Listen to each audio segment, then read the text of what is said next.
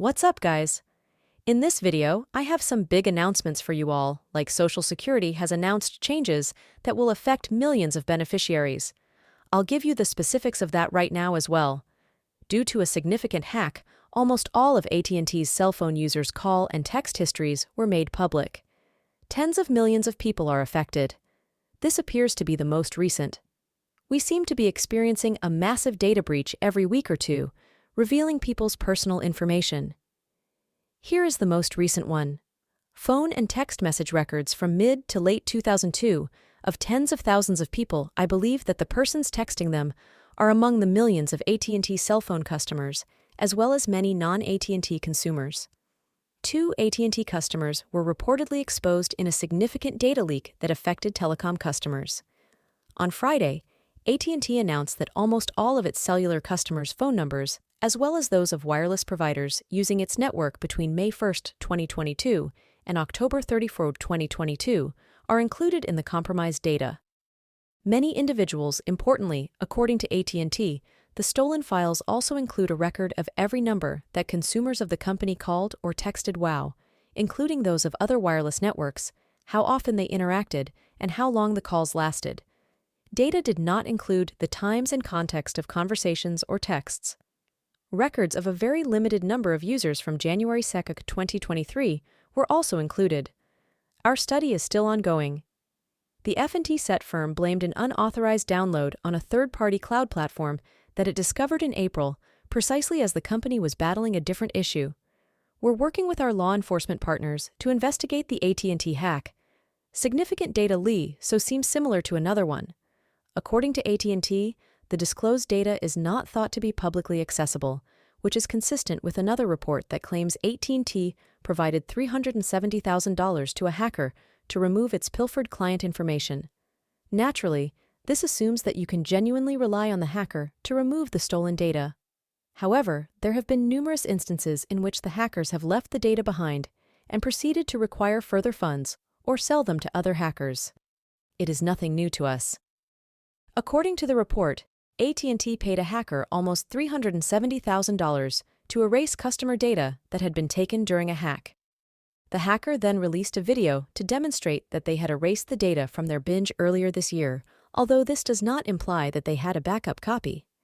According to reports, AT&T bargained on behalf of a middleman named Reddington. A member of the hacker collective Shiny Hunters, the hacker first requested $1 million until AT&T talked them down to the sum that was paid in Bitcoin on May 17th, of course, which we're only now learning about. And AT&T withheld this information until we recently learned of it. According to the publication, Reddington, who was compensated by AT&T for his involvement in the talks, stated that he thinks the sole complete copy of the data had been removed following AT&T's payment of the ransom, but it's likely that certain sections are still available online. According to reports, Nixon also claimed he negotiated on behalf of the hackers with a number of other businesses, and this is where things get complicated. Shortly prior to AT&T announcing the purported hack, as you can see above, the login credentials of a third-party cloud storage company employee, Snowflake, were also used to hack Ticketmaster and Santander Bank. We're now beginning to look at a number of other companies, such as banks, Ticketmaster, and storage companies. According to Wire reports, hackers utilized a script following the Ticketmaster attack to potentially access between 160 companies at once. Is why you should check out Aura using the pinned comment link below or the link in the description below if you're worried about identity theft, data breaches, and all of your personal information. As a member of my community, you can sign up for a 14-day free trial of Aura using the link I've provided below. You can also get transaction monitoring, identity theft protection, and 24/7 US-based customer service, as well as parental control and scam call protection. Antiviral software, credit monitoring from 3 bureaus, credit freeze functionality, and up to $5 million in coverage for admissible losses and expenses resulting from identity theft. It is compatible with numerous devices and has been highlighted in numerous well-known periodicals and websites you've probably heard of, such Forbes Money, Wall Street Journal, Bloomberg, and Security.org. Thus, if you'd like to safeguard your family's information from identity theft and more, check out Aura using the link in the following video's description or in the pin remark. A significant shift is being announced by Social Security for millions of beneficiaries. Here are the specifics. According to a Social Security Administration announcement, users of online accounts will users of My Social Security who registered for an online account before September 18, 2121, will have to switch to a login.gov account in order to maintain access to the new login portal. Online services acknowledge that login.gov is a legitimate website, alright? Login.gov, www.log.gov. Alright, so you go to it and visit www.login.gov, which is the official government website. It states clearly that this is the official website of the government, and it really is.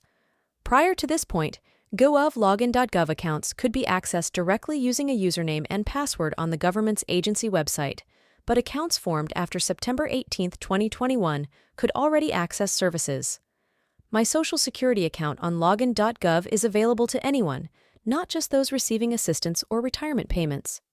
Accounts can be used for a number of things, such as monitoring your benefits estimation and asking for a replacement Social Security card, retrieving your Social Security statement and prospective retirement accounts. Login.gov is a safe sign-in platform that collaborating government organizations can use to access services. In order to log in, you need a password and a completion of a T2EP authentication, such as a special code delivered to a phone number or email address, which improves account security and makes it harder for unauthorized users to access your data. The Login.gov service is now available, utilized by more government organizations, such as the Office of Personnel Management, Small Business Administration, and the Department of Homeland Security. All right, it appears like Login.gov will be shared or utilized by a number of federal organizations already, or users will be prompted to switch to Login.gov when they log in with their current credentials in the future, making the transition easy and accessible. Once an account is successfully linked, a pop-up will appear confirming that after the modification, users will have instant access to their individual Social Security numbers. According to the federal agency, the adjustments are being made to simplify the sign-in process and comply with federal authentication requirements while offering safe and secure access to Internet services. If you haven't already, I'll keep you informed about significant advancements like these, as well as everything that's happening in our nation on a daily basis. Nevertheless, to ensure that you don't miss out on the fresh updates that are posted here at 8 p.m., click the subscribe button below and the bell icon that follows. Additionally, we appreciate your likes and shares of these films. Eastern Standard Time. For those in need of this knowledge, click this link to learn more about the recent revelations on Trump's sniper. Thank you for watching, and I'll see you in the future video.